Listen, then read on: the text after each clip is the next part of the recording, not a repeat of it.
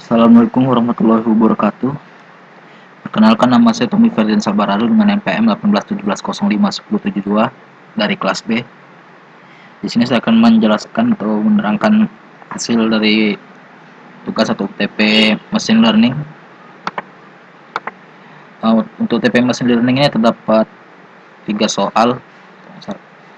Untuk soal pertama itu penjelasan data dan analisis data. Itu apa isi data-datanya, itu analisis korelasi, normalisasi data, dan jelaskan data sebelum dan dinormalisasi. Terus untuk nomor 2-nya, clustering secara partisional dan hierarkal. Lalu analisis matriks di stand data, partisional dengan k-means, lakukan grafik analisis dan grafik plot. Lalu hierarkalnya K-tree dan grafik dendrogram. Lalu nomor 3 ini klasifikasi dan prediksi menggunakan naive Bayes. Pisahkan data 70% training dan 30% data test. Jelaskan model naive Bayes yang dihasilkan. Jelaskan tabel hasil prediksi training dan analisis akurasi training. Jelaskan tabel hasil prediksi testing dan analisis akurasi testing. Oke, lanjut. Untuk data yang digunakan itu berdasarkan yang diberikan link Bapak itu. Di sini akan sedikit menjelaskan penjelasan dari data tersebut atau atribut-atributnya juga. Ini cuma dari Google, tapi saya akan coba menjelaskannya secara singkat. Ini datanya itu berdasarkan dari dataset asli, dari referensi dataset asli. Dari referensinya itu terdapat 5 folder berbeda, masing-masing 100 file. Setiap file itu mewakili satu subjek atau orang. Rangkaian waktu yang diambilnya itu sampelnya memiliki 4097 titik data. Kemudian subjek ini memiliki atau individunya itu terdapat 500 individu. Yang kemudian lalu 4097 titik data itu menjadi 23 potongan atau dibagi, sehingga jika dibagi itu masing-masing potongan terdapat 178 titik data. Lalu data atau variabelnya itu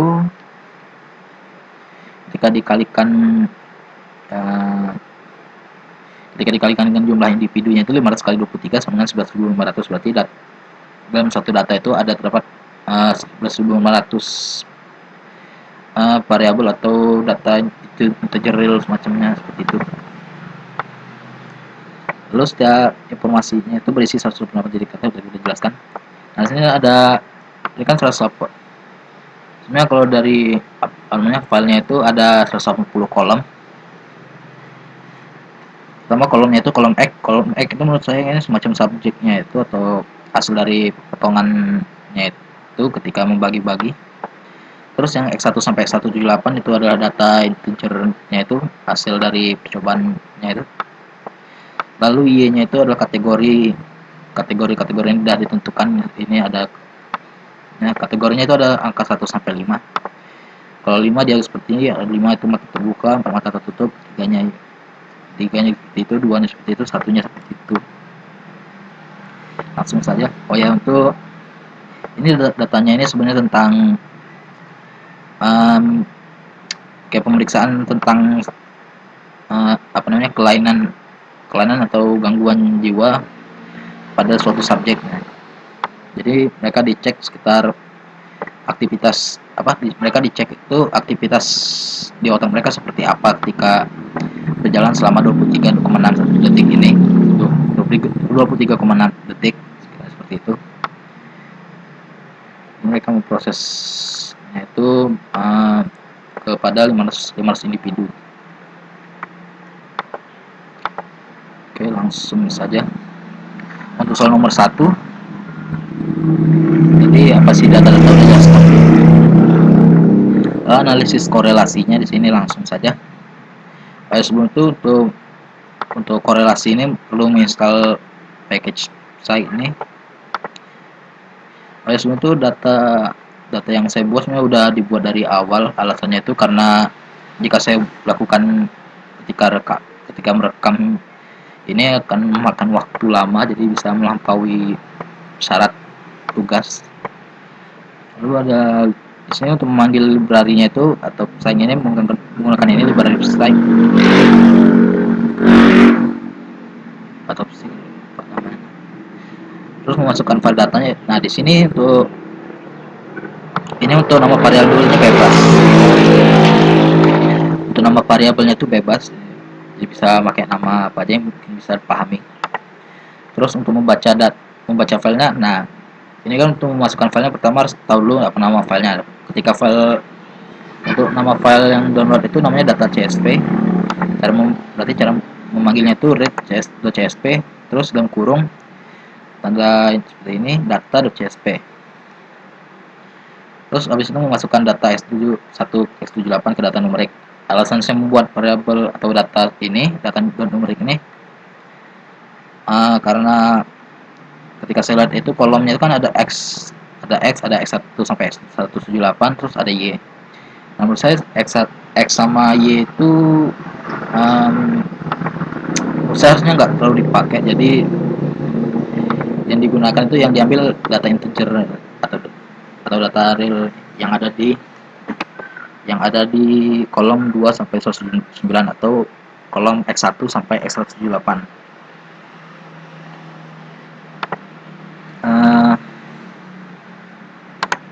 Setelah diproses itu kita yang tampilan dataku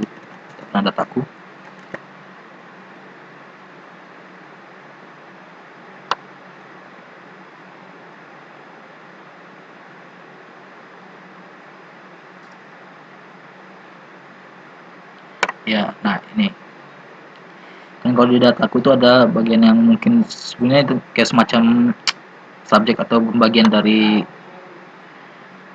data itu apa subjeknya itu. Jadi menurut saya harusnya nggak terlalu dipakai ini. Nah, ini juga Y juga sama. Alasannya kenapa saya membuat data numerik. Lalu tadi data numerik sudah. Cara korelasinya itu menggunakan fungsi core untuk korelasi. Setelah saya buat itunya, jadi kita tampilkan saja bagaimana tampilan core. Yes.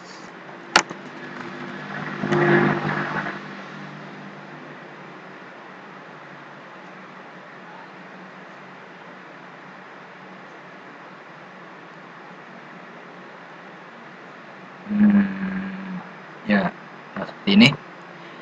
Memang korelasinya sebenarnya maksudnya itu adalah hubungan antar variabel yang masing-masing itu mungkin semacam ada seberapa mirip datanya yang dimiliki.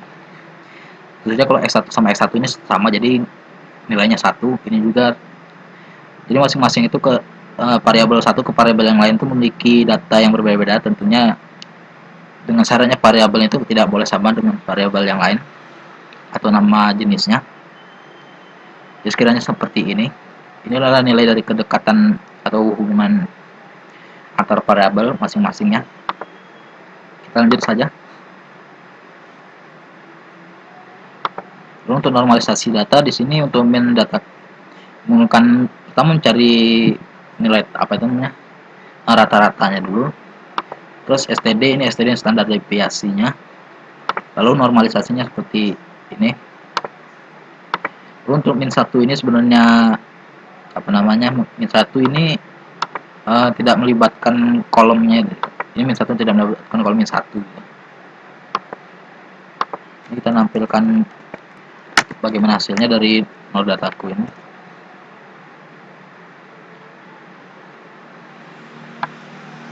Ya, kita ambil contoh saja untuk yang bagian ini X178 ya. Kita coba tampilkan X178 kalau berhasil ketika belum dinormalisasi. Kita cek. Nah, seperti ini ya. Ini ketika belum dinormalisasi tampilan seperti ini. Nah, ketika dinormalisasi akan tampil seperti ini. Normalisasi itu tujuannya itu yaitu agar menghindari penyimpangan atau anomalisasi pada suatu variabel. Jadi setidaknya untuk tidak mengganggu apa namanya, tidak mengganggu semacam prosesnya itu atau datanya itu. Jadi ketika datanya diambil itu tidak mengganggu atau tidak menyebabkan masalah gitu. Biasanya anomalisasi itu kalau penyimpangan berarti ya bisa mempengaruhi yang lain-lain. Oke, lanjut nomor 2. Oke, sebelum itu ini hapusin layar konsolnya ini biar agak bagus.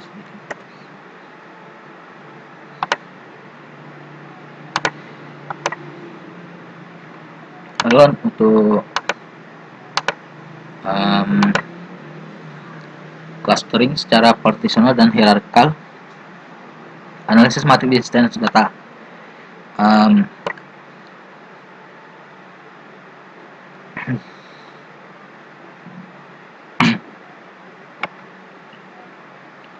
Oke, selanjut untuk distance dataku ini, untuk penggunaan fungsi dis, cara menghitung jarak dengan distance ini pertama buat lu variabelnya itu atau nama datanya seperti apa, lalu menggunakan fungsi dis. Nah, yang dihitung ini itu dari data normalisasi. Nah, untuk penggunaan dis ini sebenarnya saya pengen menampilkannya melalui tabel distance ini.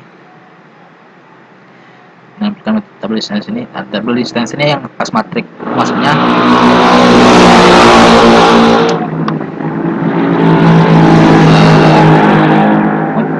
ini membuat data bernama tabel distance. Tabel distance itu menampilkan sebuah matrik, menampilkan distance dataku ini dalam bentuk matrik. Sebenarnya ingin menampilkannya itu, tapi masalahnya makan waktu lama untuk prosesnya itu.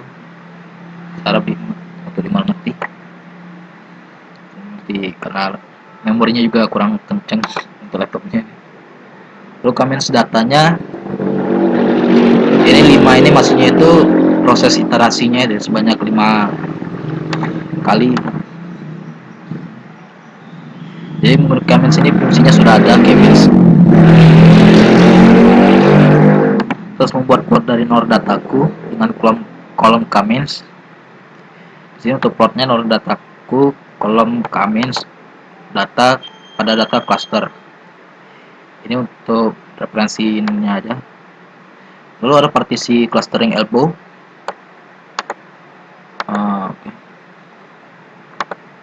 Partisi clustering elbow ini membuat WSS dengan menggunakan fungsi row.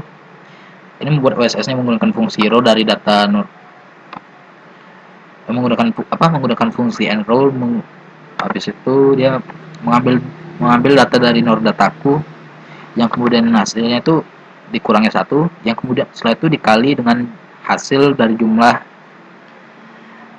variabel nor dataku ini, kemudian dikali 2. Ini yang diambilnya variabel dari nor datakunya maksudnya. Terus menggunakan perulangan for dari data i dari kolom 1 sampai 5. Caranya itu for i in 1 bagi 5. Ini 1 bagi 5 ini maksudnya kolomnya itu. Yang kemudian data dicetak datanya itu jumlah dari fungsi comments dari data nor dataku ke data within. Seperti ini WSS kurung fungsiku i sum comments nor dataku center within. Ini maksudnya untuk menunjukkan datanya ke within. Terus untuk membuat plot elbow-nya itu seperti ini. Ini kita bisa coba bagaimana tampilannya.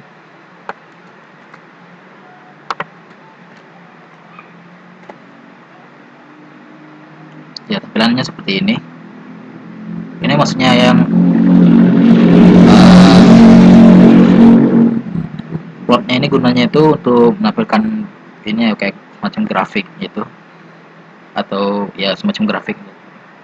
1.5 ini maksudnya ini tampilan. Terus 1600 2000 itu nilainya itu dari kolom itu type B. Terus xlab-nya maksudnya untuk nama di bagian sininya, untuk bagian X nya di bagian sini, WSS bagian Y nya. Terus kita masuk hierarki clustering. Di sini menggunakan HCLS, menggunakan metode average seperti ini. Kemudian membuat plot dan NOR dataku HCLS.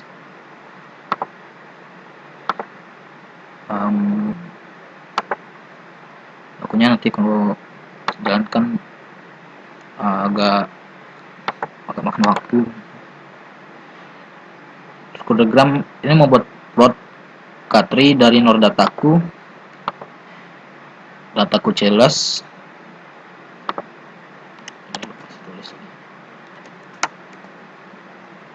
Dataku HCLS H-class gitu ya, maksudnya H-class string, dengan mengambil 3 sampel.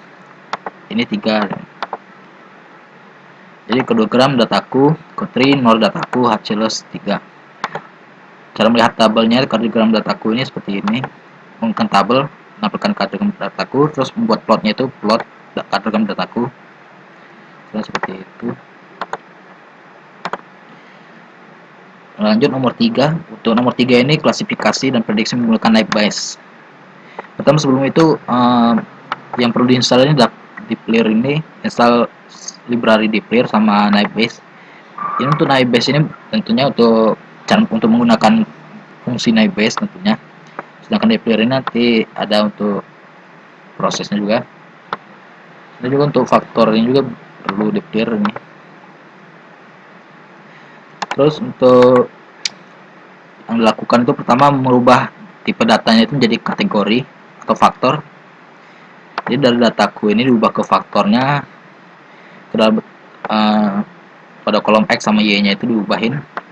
Terus subsampling untuk partisi data ini, subsampling ini set ini sebenarnya data random ya, kalau nggak salah data random, jadi bukan 1, 2, 3 ini sebenarnya data banyaknya data, salah. Membuatnya sampling, terus membuat sampling dengan 2 fungsi enroll dan myData, berubah menjadi true, yang kemudian diubahnya jadi probability-nya 70 banding 30%. Jadi dibikinnya indeks sampel 2 enroll, ini 2 fungsi enroll dan enroll dari dataku, terus dirubah atau replace menjadi true dengan probability-nya itu 0,7. Itu 0,7 tadi untuk yang training, terus 0,3 nya untuk yang tes, kalau masalah seperti itu ya. Terus untuk membuat data trainnya itu dan indeks ke 1 dengan menggunakan ini data train, terus dataku indeks sama dengan atau sejajar dengan 1. Terus membuat data test dari indeks kedua myData. Ini kasih ubah lagi.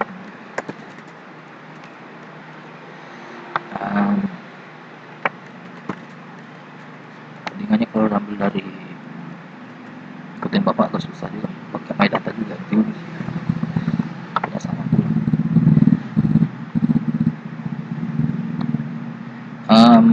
Lanjut membuat data test dari indeks kedua dataku, data test dari dataku indeks 2. Coba seperti ini. NB modelnya naive Bayes. Nah, naive Bayes ini menggunakan dari fitur tadi Laplace. Nah, Laplace ini sebenarnya untuk bantu biar nggak ada error sebenarnya, karena ada kesalahan.